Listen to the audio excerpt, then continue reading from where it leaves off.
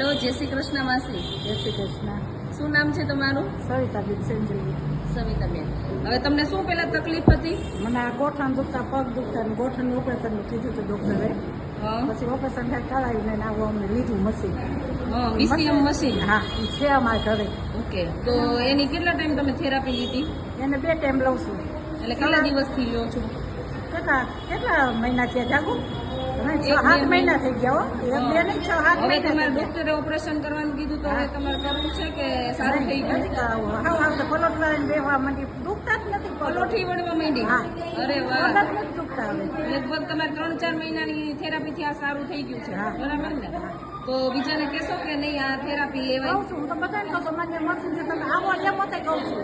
જુઓ જી, તો આ તમારા લીધે ઘણા લોકોને સારું બી થશે. હા. તો આ મશીન છે બીસીએમ મશીન, કે જેનાથી માસીના પગ સાવ મટી ગયા છે ને ડૉક્ટરે ઓપરેશન કરવાનું કીધું.